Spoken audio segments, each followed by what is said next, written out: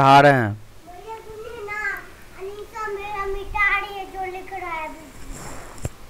ठीक है। अस्सलामु अलैकुम व रहमतुल्लाहि व बरकातुहू।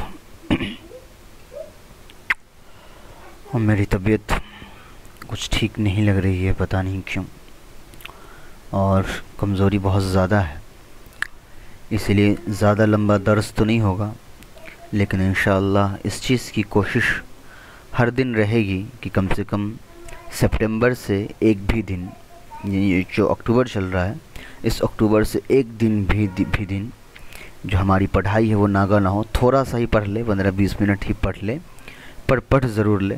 पंक्चुअलिटी रहेगी तो इंशाअल्लाह उसमें बरकत भी ज़रूर रहेगी और आपके पढ़ने का भी दिल करेगा। वरना अगर बार बार पढ़ाई बंद कर दी जाएगी हर किसी न किसी रीज़न की वजह से, तो उससे फिर बोरियत महसूस होती है। पढ़ने पढ़ाने वाले दोनों को फिर उतनी ज़्यादा दिलचस्पी पढ़ाई में नहीं रहती है।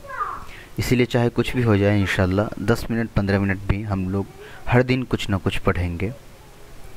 पीछे से अल्लाह ताला कुरान करीम में अभी जो हमारी बहस चल रही है उसमें यहूद के बहुत सारी बुराइयों को बयान करते हुए आ रहे हैं, और फिर एक अल्लाह ताला इस रुकू में भी अल्लाह ताला यहूद की एक बुराई को बताएंगे। तो पहले हम तर्जमा कर लेते हैं, फिर इंशाअल्लाह इसकी मुख्तसर तशरीह भी हम लोग कर लेंगे। जो मज़मून है वो तो आपको बयान कर दिया जा चुका है कि इसमें यहूद की शरकशी बदमाशियों को बताया जा रहा है। और यहाँ पर एक बात ये जो है, एक सवाल शुरू में ही आ सकता है कि जिन यहूदियों को अल्लाह ताला कह रहे हैं कि यहूदी नबी को कत्ल करते थे, यहूदी हमारे आयतों का इनकार करते थे, और यहूदियों ने ये किया और ये किया और ये किया, तो ये सारी बातें अभी मौजूदा ज़माने के यहूदियों को क्यों कह रहे अल्लाह? यानी जिस वक्त कुरान करीम नाजिल हो रहा था उस वक्त के यहूदियों को ये बातें क्यों कही जा रही थी? हालांकि उस वक्त जिस वक्त कुरान करीम मदीने में नाजिल हो रहा था उस वक्त ये यहूदी ने तो किसी नबी का कत्ल नहीं किया, यहूदी ने तो कोई शरकशी नहीं की। उसके बाद अल्लाह ताला यहूदियों को क्यों कह रहे कि तुमने ऐसा किया और तुमने ऐसा किया? तो उसका रीज़न ये है कि दो तरह की चीज़ें होती हैं। एक होता है गुनाह करना और दूसरा होता है किसी के गुनाह पर राज़ी हो जाना। किसी ने, एक इंसान ने गलती की और सामने वाला उसकी गलती पर राज़ी है, उसको गलत नहीं मानता है, वो ज़ुबान से उसको गलत नहीं मानता है, अपने हाथ से उसको गलत करने से नहीं रोकता है, अपने दिल के अंदर उसकी ख़राबी को, उसकी गलत को गलत नहीं समझता है, तो फिर वो भी इंसान जो है उसी के साथ गुनाह में शरीक हो जाता है। तो जो मदीने के उस ज़माने के यहूदी थे, वो पुराने ज़माने के जो यहूदी थे जिन्होंने मूसा अलैहिस्सलाम के साथ बदसलूकी की, यहया अलैहिस्सलाम के साथ, ज़करिया अलैहिस्सलाम के साथ, उनके इस फ़ेल पर ये लोग राज़ी थे, उसको गलत नहीं मानते थे, दिल से गलत नहीं मानते थे, अपने अवाम को नहीं कहते थे कि ये लोग हम लोगों ने गलत किया है। इसलिए अल्लाह ताला उनको भी इस गुनाह में जो है शरीक कर रहे थे। तो अब वही अल्लाह ताला कह रहे हैं यहाँ पर उज़्कुर का इन्होंने एक ये किया है, यानी कि ए नबी आप थोड़ा बता दीजिए इन यहूदियों को कि इज़ इस्तस्क़ा मूसा आई तलबु सक़ियन, कि जब मूसा अलैहिस्सलाम से दुआ तलब की गई पानी की। इस्तस्क़ा असल में कहा ही जाता है पानी की दुआ करना। पानी के लिए जो नमाज़ पढ़ी जाती है, जो दुआएं की जाती हैं, उसको इस्तस्क़ा कहा जाता है। इसका पस मंज़र आप पहले समझ लीजिए। मूसा अलैहिस्सलाम जो है अपनी कौम के साथ मैदान तीह में थे, और इस कौम को एक अज़ाब दी गई। उस अज़ाब की वजह से ये मैदान तीह में रही मूसा अलैहिस्सलाम के साथ, और चूँकि उम्मत ने गुनाह किया तो उम्मत के साथ साथ नबी को भी उस उम्मत के गलतियों की परेशानी उनको उठानी पड़ रही थी। तो मैदान तीह में थे, वहाँ गर्मी भी बहुत ज़्यादा थी और पानी नहीं था। तो उनकी कौम ने मूसा अलैहिस्सलाम से ये दरख्वास्त की कि आप पानी का इंतज़ाम कर दीजिए। तो इज़ इस्तस्क़ा मूसा लिक़ौमिही, कि जब मूसा अलैहिस्सलाम ने अपनी कौम के लिए पानी की दुआ की, वक़द आतिशु फ़ित्तीह, ये जलालैन की रिवायत है, जलालैन की इबारत है कि वो क्या थे, प्यासे थे मैदान तीह में। मैदान तीह क्या है वो पहले आ चुका है। फ़कुल नज़रिब बिअसाकल हजर, तो हमने कहा कि अपनी छड़ी से एक मखसूस पत्थर पे मारो। और ये पत्थर क्या था, वह हुवल्लज़ी फ़र्र बिसौबिही, और ये वही पत्थर है जो मूसा अलैहिस्सलाम के कपड़े को लेकर भाग गया था। ये क्या एक वाक़या है, ये मैं बताता हूँ आगे। खफ़ीफ़ुन, हल्का था, मुरब्बाउन, छोटा सा था, कमज़ोर था, करासिर रजुली, اور اس کی سائز جو تھی وہ ایک آدمی کے سر کے برابر تھی. رخامن او رخ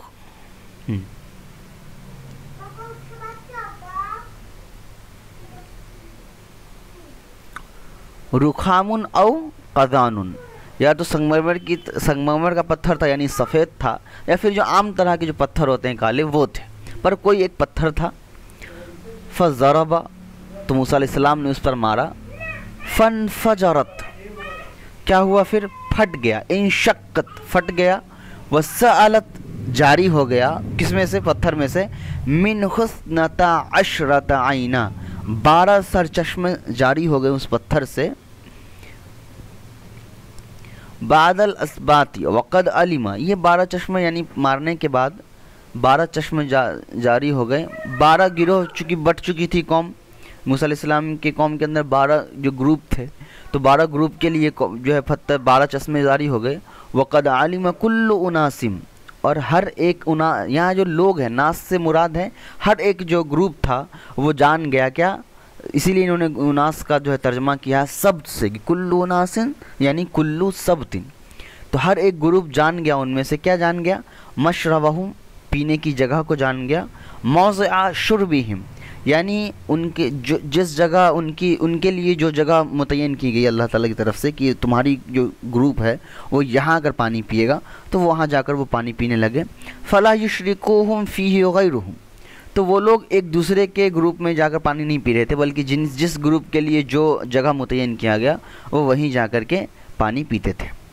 یہاں پر 3 چیزیں ہیں وہ آپ کو سمجھنی ہیں. پہلی جو یہاں پر آیت ہے کہ وَإِسْتَسْقَىٰ مُوسَىٰ لِقَوْمِهِ فَقُلْ نَضْرِب بِعَصَاكَ الْحَجَرَ، تو قرآن کریم کو جو لوگ بالکل عقل سے ثابت کر رہے تھے، یعنی جو قرآن کریم کی ہر آیت کو عقل سے ثابت کر رہے تھے، تو جو چیزیں ان کے عقل میں آ رہی تھی وہ اس کو مان رہے تھے، اور جو چیزیں ان کے عقل میں نہیں آ رہی تھی وہ اس کا کچھ اور ترجمہ کرتے تھے، اس کی کوئی اور تعویل کرتے تھے.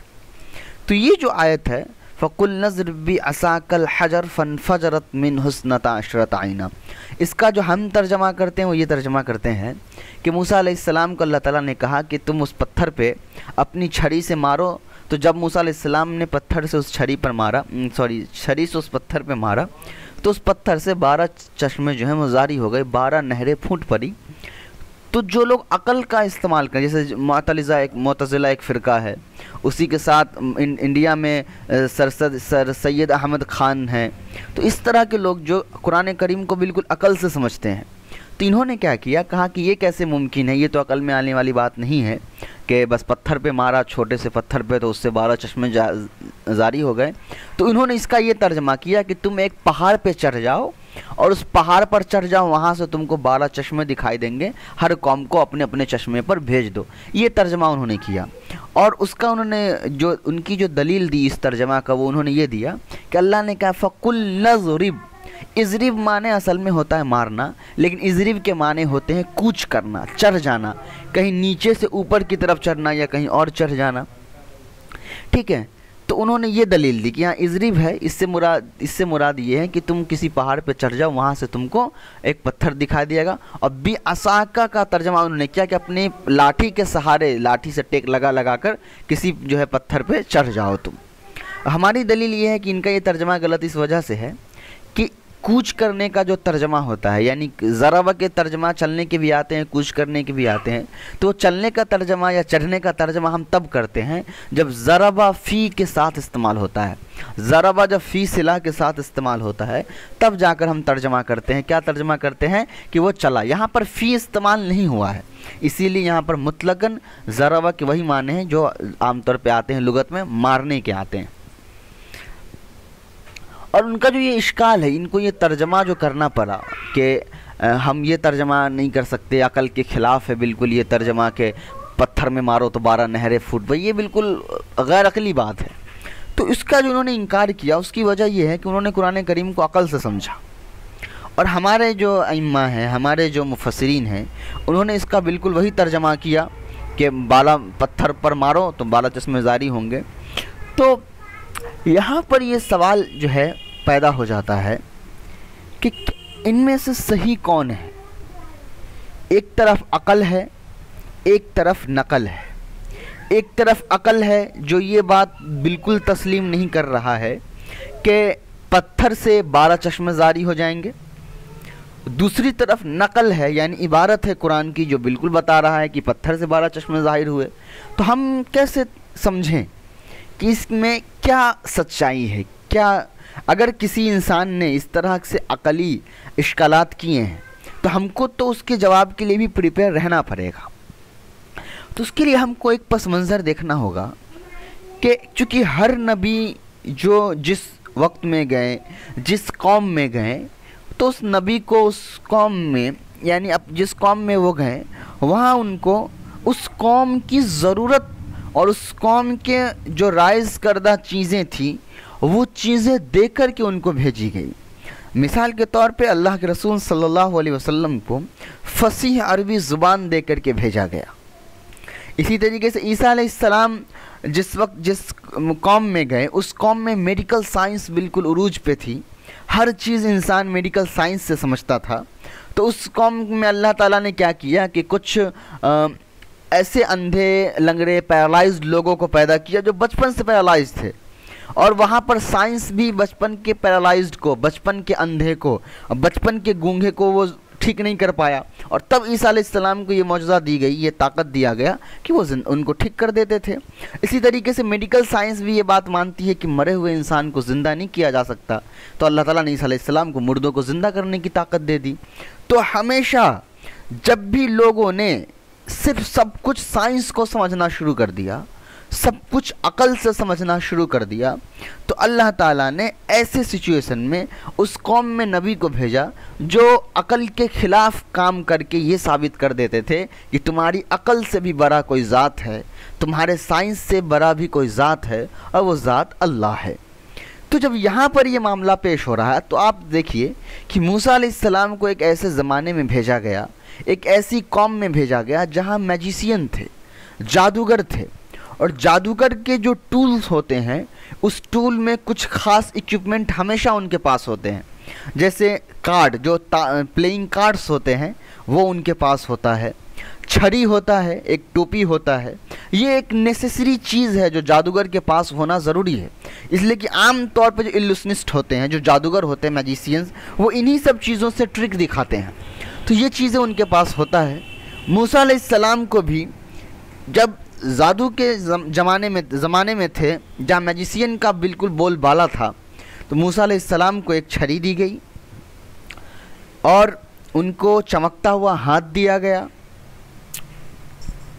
اس کے بعد ان کو جادوگروں سے بھرایا گیا، جو فرعون کے ساتھ ہوا۔ فرعون کے جو جس وقت فرعون زندہ تھا اس وقت جو فرعون نے جادوگروں کو اکٹھا کر کے موسیٰ علیہ السلام کو کہا، تو وہاں جادوگر سمجھ گئے تھے کہ موسیٰ علیہ السلام جو معاملہ کر رہے ہیں جادو نہیں ہے، اس لیے کہ وہ لوگ جادوگری کے ماہرین تھے۔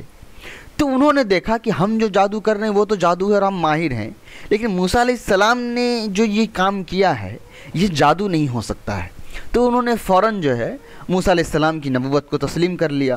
تو اسی طریقے سے قرآن جو ہے وہ سائنس کی کتاب نہیں ہے، قرآن کے اندر کچھ سائنسی پہلو اس لیے پیش کیے جاتے ہیں تاکہ جب کوئی ڈاکٹر بندہ، کوئی انجینئر بندہ، کوئی سائنٹسٹ، کوئی ریسرچر قرآن کا مطالعہ کرے تو وہ چونکہ ماہر ہوگا تو وہ سمجھ جائے گا کہ اتنی گہری بات کوئی انسان نہیں کہہ سکتا ہے یقینی طور پر۔ اسی لیے جو بڑے بڑے لوگ ہوتے ہیں جو بالکل اپنے سبجیکٹس میں ماہر ہوتے ہیں، تو وہ جو ہیں جب قرآن کا مطالعہ کرتے ہیں تو وہ قرآن سے اسی نکات کو نکالتے ہیں، تو وہ قرآن کو سائنس کے اگینسٹ میں لا کر کے کھڑا نہیں کرتے ہیں، بلکہ قرآن کو سائنس کو ثابت کرتے ہیں اللہ کے وجود کے لیے، اللہ کے ہونے کے لیے ثابت کرتے ہیں۔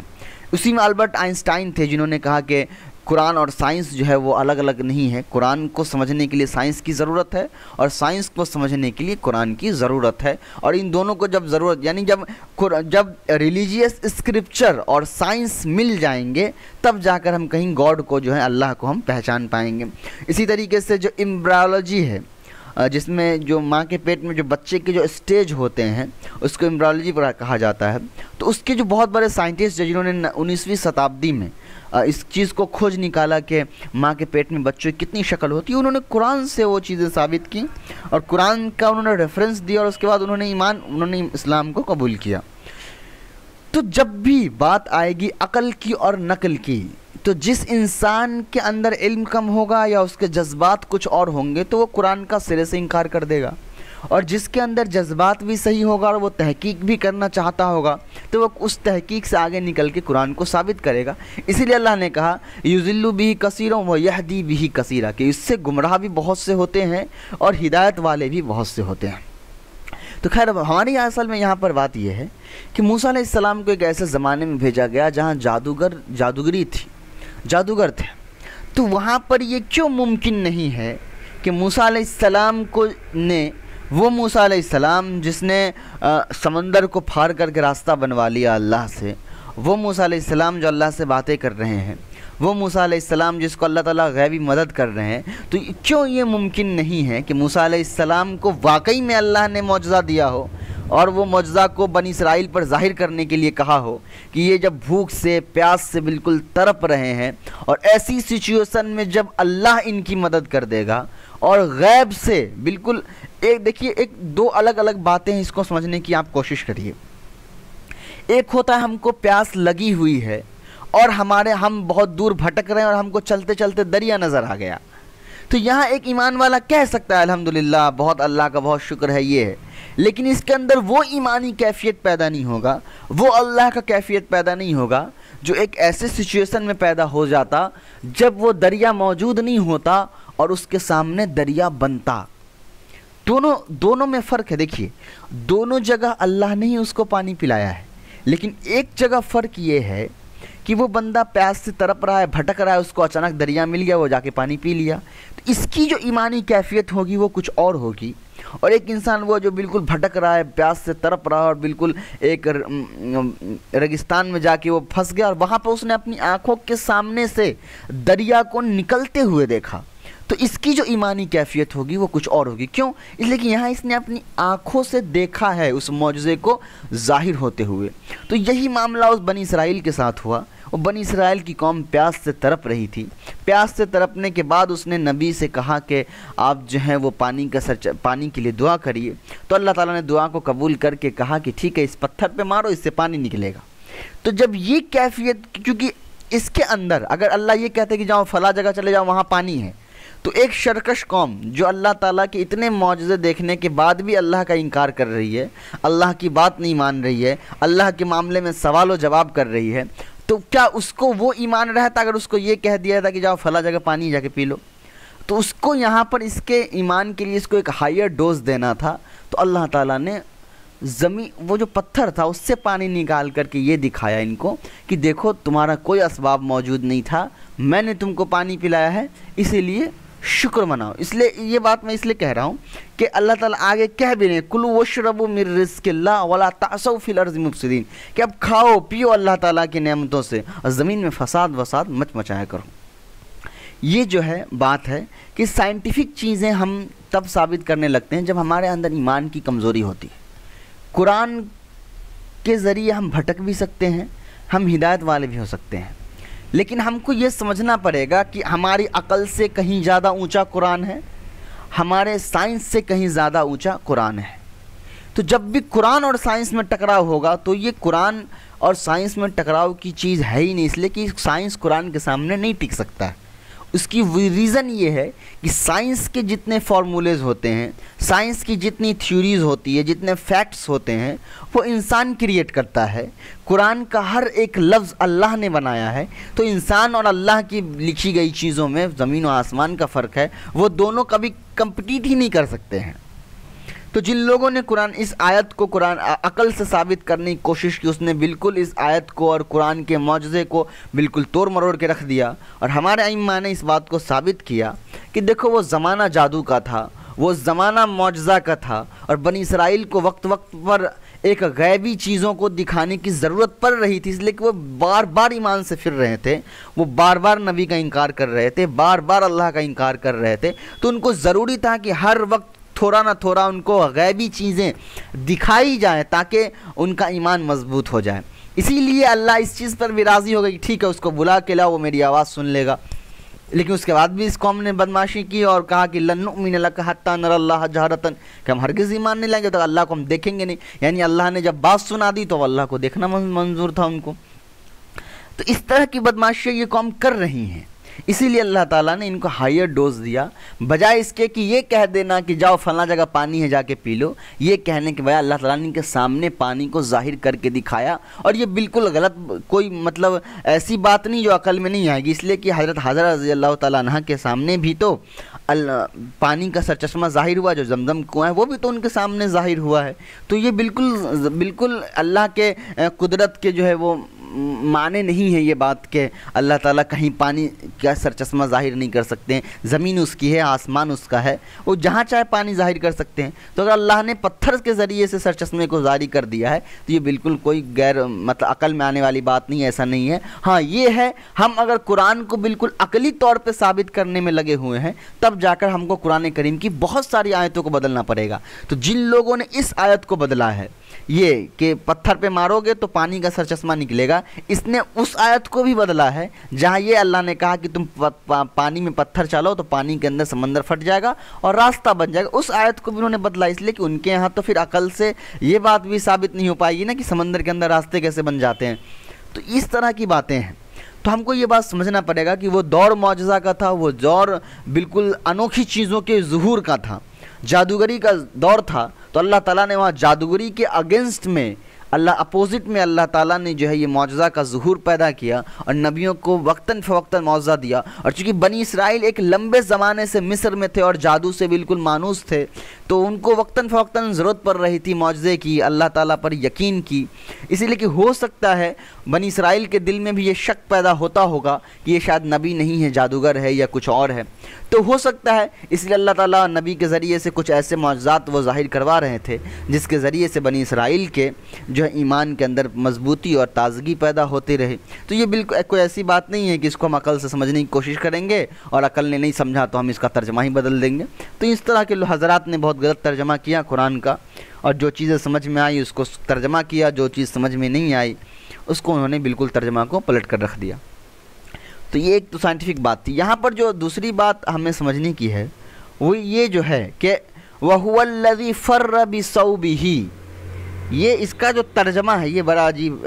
دیکھیے کیا ہے، پتہ نہیں آپ نے یہ پڑھا ہو پہلے کہ نہیں. وَهُوَ الَّذِي فَرَّ بِثَوْبِهِ، کہ یہ وہی پتھر ہے جو موسیٰ علیہ السلام کا کپڑا لے کر بھاگ گیا تھا.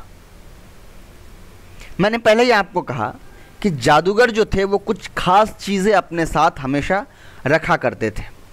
یہ جو پتھر جس پر اللہ تعالیٰ نے مارنے کے لیے کہا، چونکہ یہاں الف لام لگا ہوا ہے تو الف لام جب لگا ہوا ہے تو یہ کوئی خاص پتھر ہوگا کیونکہ معرفہ ہے. تو اس میں دو الگ الگ مفسرین کی رائے نکلتی ہے. ایک یہ کہتے ہیں کہ وہ کوئی خاص پتھر تھا، اور ایک کہتے ہیں کہ وہ کوئی خاص پتھر نہیں تھا، کسی بھی پتھر پر اللہ نے کہا کہ مارو. لیکن امام سیوطی رحمۃ اللہ علیہ نے اسی قول کو لیا ہے جس میں خاص پتھر کا ذکر ہے، اسی لیے انہوں نے الف لام بھی لگا دیا اور الف لام لگا کے ایک مزید صفت بھی بیان کر دی کہ یہ کون سا پتھر ہے. تو یہ وہ پتھر ہے جو هو الذی فر بثوبہ، یہ وہ پتھر ہے جو موسیٰ علیہ السلام کے کپڑے کو لے کر بھاگ گیا تھا. اس کا ایک پس منظر ہے جو تفسیری کتابوں میں مجھے ملی ہے، اس کو آپ سن لیجئے تو آپ کو ایک آئیڈیا ہوگا. موسیٰ علیہ السلام کی جو قوم جس وقت تھی اس قوم کے اندر بے پردگی بہت عام تھی. مطلب عورتوں کے اندر نہیں، عورتوں کا تو تذکرہ نہیں ملا تفسیر میں، مردوں کے اندر جو ہے بے پردگی بالکل عام تھی. یعنی اگر 3-4 لوگ بیٹھ کے ایک ساتھ استنجا کر رہے ہو یا قضائے حاجت کر رہے ہو یا نہا رہے ہو، غسل کر رہے ہو، تو یہ بالکل عام چیز تھا. اور آج بھی آپ دیکھتے ہیں ہوٹل جو واش روم وغیرہ بنا ہوتا ہے، جو ٹوائلٹ روم وغیرہ بنا ہوتا ہے باہر کے ہوٹلوں وغیرہ میں، وہ بالکل سب لوگ لائن سے لگے رہتے ہیں اور استنجا کر رہے ہوتے ہیں. تو اس طرح کی بالکل ایک نارمل چیزیں تھیں. تو ہمارے حساب سے یہ بے حیائی ہے، ان کے حساب سے یہ نارمل چیز ہیں. تو وہ نارمل اس طرح کی چیزیں بنی اسرائیل کے اندر تھیں. لیکن موسیٰ علیہ السلام چونکہ نبی تھے اور ان کے اندر پردہ بہت زیادہ تھا، تو یہ جب بھی اپنی قضائے حاجت یا غسل وغیرہ ہوتا تھا تو یہ بالکل چھپ کر کے آڑ میں پردے کے اندر جو ہے یہ ساری چیزیں کرتے تھے. تو چونکہ ان کی قوم سب سے زیادہ خطرناک اور بالکل عجیب طرح کی قوم تھی، تو موسیٰ علیہ السلام کی قوم نے یہ افواہ پھیلانا شروع کر دیا اپنے قبیلوں کے اندر کہ موسیٰ علیہ السلام کے بدن کے اندر شاید کوئی خرابی ہے، کوئی کمی ہے، جس وجہ سے یہ اپنے بدن کو نہیں دکھاتے ہیں بلکہ چھپ کر رہتے ہیں. اور آج بھی تو آپ دیکھ ہی رہے ہیں، آپ تو فیشن ہو گیا سکس پیک ایپ دکھانا، کھلے بدن کو دکھانا.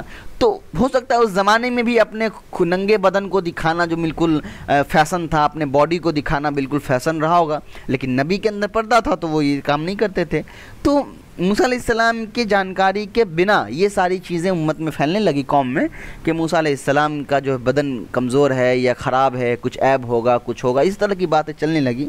تو کہا یہ جاتا ہے کہ ایک دفعہ جب موسیٰ علیہ السلام کسی دریا کے کنارے غسل کرنے گئے، انہوں نے اپنے کپڑے کو ایک پتھر پہ ڈالا، تو وہ پتھر جو ہے موسیٰ علیہ السلام کی کپڑے کو لے کر بھاگنا شروع کر دیا. تو موسیٰ علیہ السلام بھی پھر وہ لاٹھی لے کر، چونکہ چھڑی ان کے پاس ہمیشہ رہتی تھی، وہ چھڑی لے کر اس پتھر کے پیچھے دوڑے اور اس پتھر کو مارا تو وہ پتھر وہاں پہ رک گیا. لیکن جہاں پر وہ پتھر رکا وہاں پر بنی اسرائیل کے کچھ لوگ موجود تھے، انہوں نے موسیٰ علیہ السلام کو اس حالت میں دیکھ لیا، تو ان کا جو یہ شک تھا کہ موسیٰ علیہ السلام کی بدن میں کوئی کمی ہے وہ دور ہو گیا. اور یہ بھی اللہ کے حکم سے ہوا ہوگا کہ پتھر کے اندر تو جان آتی نہیں جب تک اللہ نے نہیں کہا ہوگا. تو اللہ نے کہا کہ وہ اس پتھر کو جو ہے تم رکھ لو، وہ پتھر آگے چل کے تم کو کام دے گا.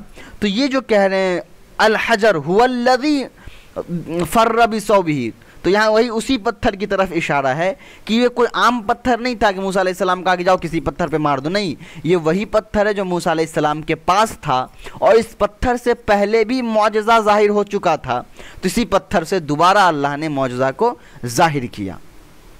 یہاں تک بات سمجھ میں آ گئی ہے آپ کو؟ قد علم کل الناس مشہور ہو گیا. ہاں، وَقُلْنَا لَهُمْ، اور ہم نے کہا ان سے، کُلُوا وَاشْرَبُوا مِن رِزْقِ اللَّهِ وَلَا تَعْثَوْا فِي الْأَرْضِ مُفْسِدِينَ، کھاؤ پیو، زمین کے اندر فساد مت مچاؤ. اتنی نعمتیں اللہ نے دی ہیں تم کو، اس نعمت کے شکر ادا کرنے کے بجائے تم لوگ ہمیشہ اللہ تعالیٰ کی نافرمانی کرتے ہو. تو اللہ تعالیٰ کہہ رہے ہیں کھاؤ پیو، زمین کے اندر فساد مت مچاؤ. اس سے ایک جو مجھے یہ تفسیر کی کتاب میں تو نہیں ملا، لیکن میری اپنی ذاتی ایسا لگ رہا ہے، لیکن میں تو کوئی ہوں نہیں، حیثیت نہیں ہے، لیکن چونکہ درسی طور پہ یہ بات شاید آپ کو بتا دیتا ہوں تاکہ آپ تحقیق کر لیں.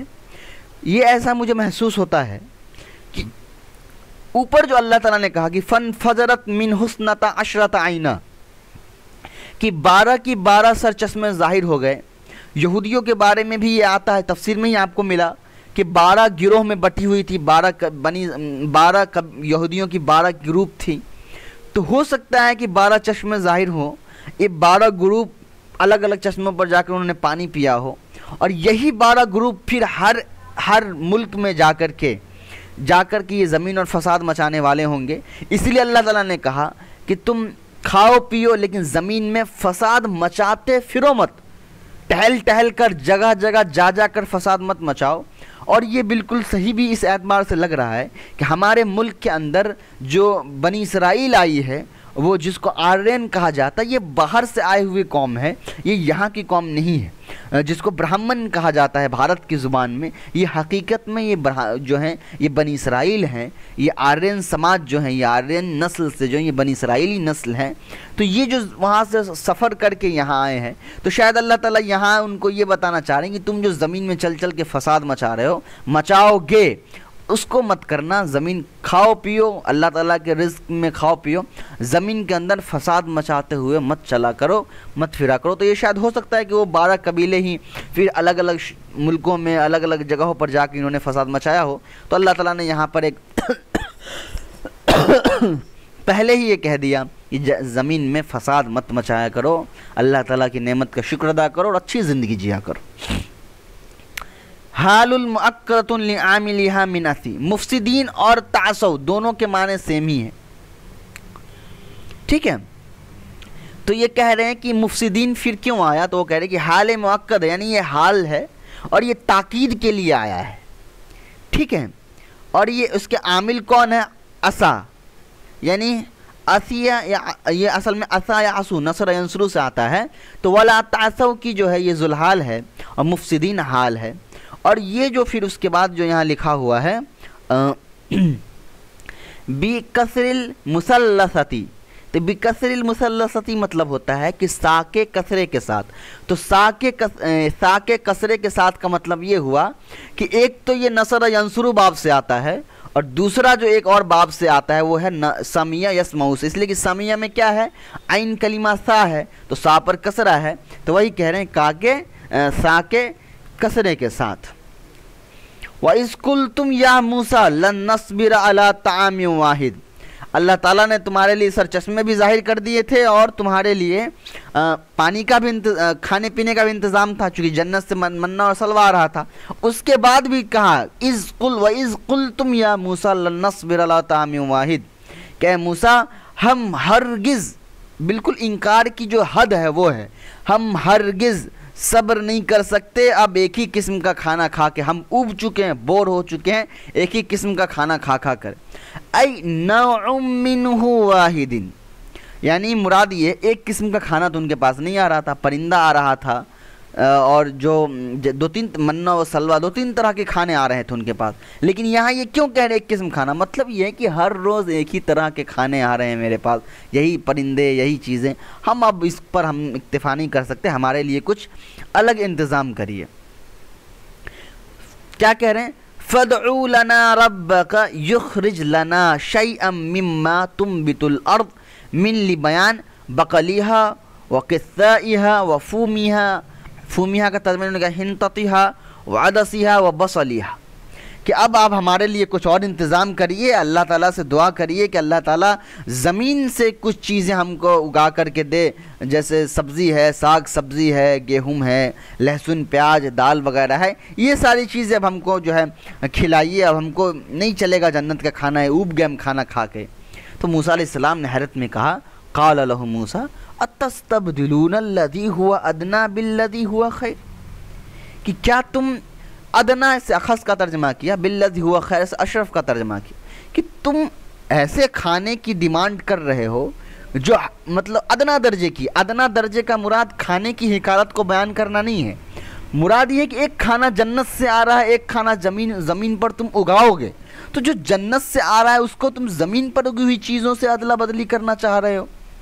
اس کے بعد یہاں پہ کہہ رہے ہیں والحمزۃ للانکاری، تستبدل، جو حمزہ ہے یہ حمزہ اصل میں انکاری حمزہ ہے کہ ایسا مت کرو، تو انہوں نے کیا کیا، فابوا، تو ان لوگوں نے انکار کیا، کس چیز سے، ان یرجعا، کہ ہم اس فیصلے کو بدل لیں، یعنی وہ اٹل رہ گئے کہ نہ آپ کچھ بھی کہہ لیجئے، اب ہم اس کھانے پہ نہیں ٹک سکتے۔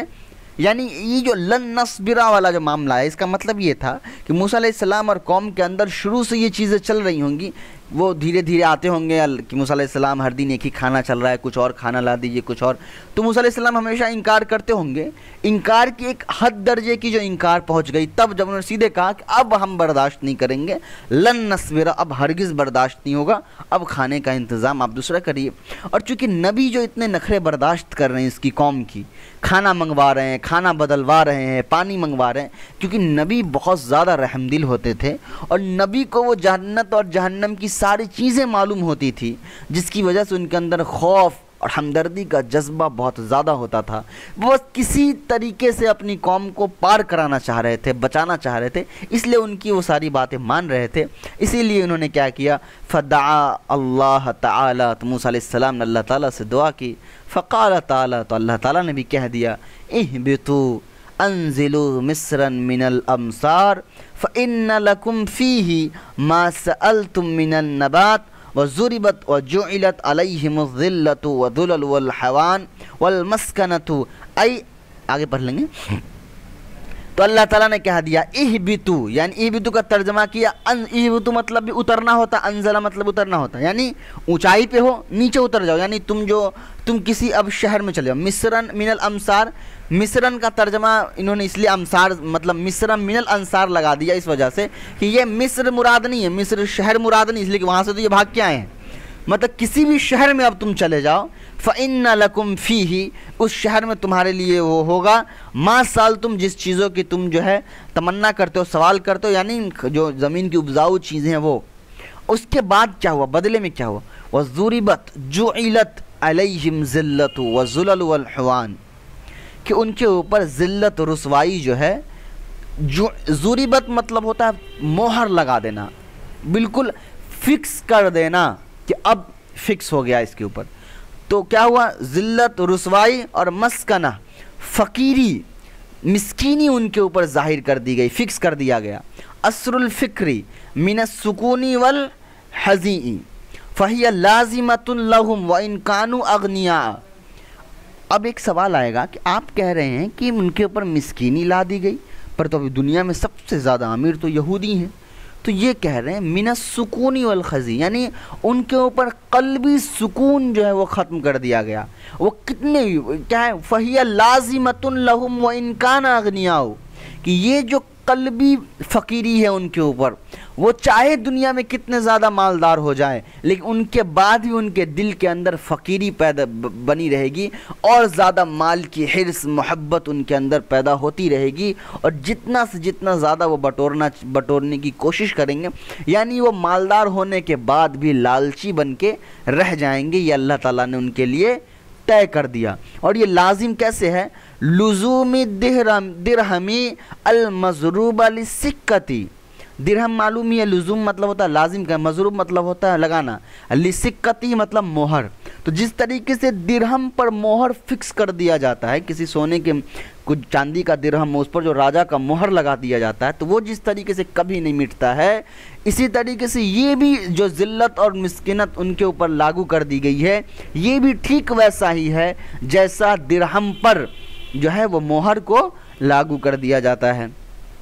باؤ کا ترجمہ رجعوا، وہ لوٹے، بغضب من اللہ، اللہ تعالیٰ کے غصے کے ساتھ۔ ذالک ای الضرب والغضب، ذالک یعنی یہ جو معاملہ ہوا، اللہ تعالیٰ کا غصہ اور جو مہر لگا دیا گیا، وہ کیوں ہوا؟ بِأَنَّهُمْ، اس وجہ سے، یعنی کیا سبب ہے؟ بِسَبَبِ أَنَّهُمْ، اس وجہ سے کہ کانوا یکفرون بآیات اللہ، کہ وہ اللہ تعالیٰ کی آیتوں کا انکار کرتے تھے، وَيَقْتُلُونَ النَّبِيِّينَ، اور نبی کو قتل کرتے تھے۔ اس کا یہاں کہہ رہے ہیں زکریا و یحییٰ، یعنی جو نبیین کی تفسیر بیان کر رہے ہیں کہ انہی نبیین میں سے ایک زکریا اور یحییٰ بھی تھے جو حال فی الحال میں قتل کیے گئے۔ وَبِغَيْرِ الْحَقِّ، اور یہ حق قتل کیسے کرتے تھے؟ بغیر کسی حق کے، یعنی وہ انوسنٹ ہوتے ہیں وہ نبی، اس کے بعد ان کا قتل کر دیتے ہیں۔ ای ظلمن، بغیر الحق کا ترجمہ انہوں نے کیا ظلمن، ظلم کے ساتھ کرتے تھے۔ ذالک بما عصوا، اور اس وجہ سے بھی کہ انہوں نے سرکشی کی، گناہ کیا۔ وَكَانُوا يَعْتَدُونَ، اور صرف گناہ نہیں کیا، گناہ میں بڑھتے چلے گئے۔ يَتَجَاوَزُونَ الْحَدَّ فِي الْمَعَاصِي، یعنی گناہ کے ساری حدوں کو وہ پار کر گئے، اتنا زیادہ گناہ میں وہ ڈوب گئے اور نکل گئے۔ وَقَرَّرَهُ لِلتَّاكِيدِ، تو کررہ للتاکیدی سے مراد یہ ہے کہ یہاں پر جو انہوں نے لایا ذالک بما عصوا وکانوا یعتدون، تو یعتدون پھر لایا اور عصوا، دونوں کے معنی لگ بھگ سیم تھے، تو اس لیے جو مکرر لایا گیا وہ اس لیے مکرر لایا گیا تاکہ تاکید اس کے اندر زیادہ ہو، یعنی ایک بات جب بار بار کہی جاتی ہے تو اس کے اندر تاکید پیدا ہو جاتی ہے۔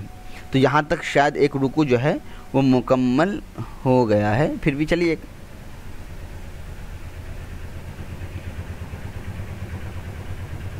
انشاءاللہ کل ہم لوگ فإن الذین سے پڑھ لیں گے۔ السلام علیکم ورحمۃ اللہ وبرکاتہ۔